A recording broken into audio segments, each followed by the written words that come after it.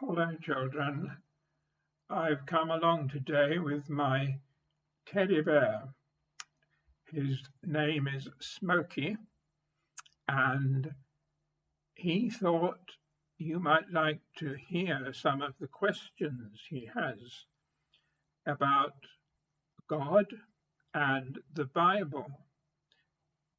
And he thinks you might be interested in the answers that I give him to those questions. So, say hello to the children, Smokey, and give them a wave. Hello, children. Nice to see you. How are you doing this morning? Okay, well now, Smokey, what kind of questions do you have, or what is your first question to ask? I think you know that I'm not a real bear. Okay, I'm a teddy bear, not a real bear. And I was wondering if God is real, because I can't see him and I can't hear him. So is he real? Can you tell me that? Well, Smokey, you can't see God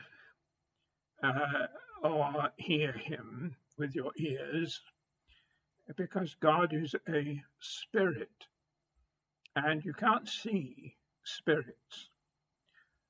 But we know that God is there, indeed, that God is here because of the things that he has done and the things that he continues to do. I see. That, what do you mean? What has God done that I would know anything about? Tell me what God has done.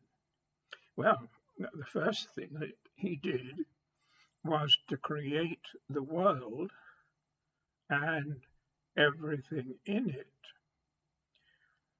And so that is the one thing that everybody can see. They can see we live in a very wonderful world, a world which is designed in a very real way. So it must have been made by a very real God. Yes, I see what you understand. I see what you're saying. But why couldn't we say that the world was always there? That nobody made the world? Why can't we say that? Well, let me try to explain that. You've seen a motor car, haven't you? Yes, you like motor cars. Right. Well, now, if I said, look at that motor car and understand that nobody made it, what would you say? I'd say that it was very silly. Somebody must have made the motor car. Right. Just a minute, though. Just a minute. Perhaps there was something else that looked like a motor car, was nearly like a motor car, but just a little bit different. Perhaps it just had two wheels, not four. Why couldn't that other thing have just turned into a motor car with just a few changes? Well, Smokey, I then have to ask, who made the thing that turned into a motor car?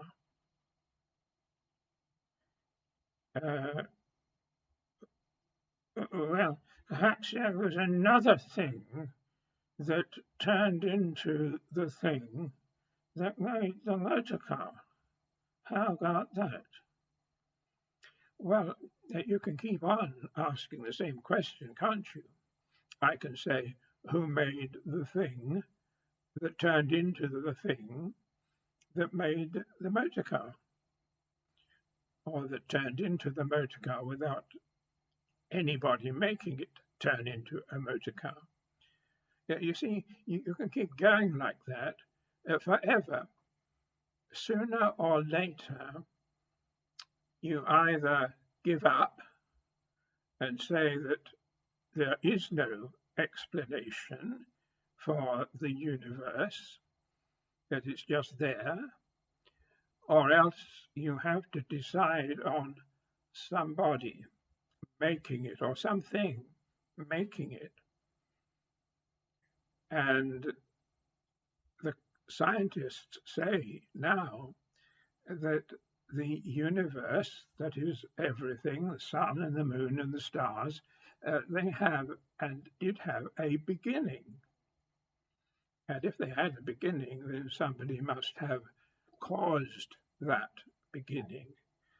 In other words, somebody must have made the universe. Okay. Suppose the universe has always been there. It wasn't made, but it always was. Well, I've just said that the scientists think that it wasn't always there. But regardless of what they say, if you think about that, you still have a problem. Because if it was always there, who made it? Somebody had to make it. Something had to make it. It couldn't just be there without having any cause. I understand what you're saying. You're saying that either we had to give up trying to understand the universe and where it came from, and that includes us, doesn't it? Or else I have to accept that somebody who is not part of the universe made the universe. Well, that's right, and that's exactly what the Bible says, that in the beginning God made the heavens and the earth. And that is the only logical answer. Some people say that the universe made itself, but what they really mean is that there were in existence certain laws of nature, things like the law of gravity, which made the universe come into existence. Yes, then you got to ask, who made the law of gravity or any other laws like it? Somebody must have made them before they could make the universe. Exactly. And that is the problem. You cannot explain the existence of the universe, the sun and the moon and the stars and everything else.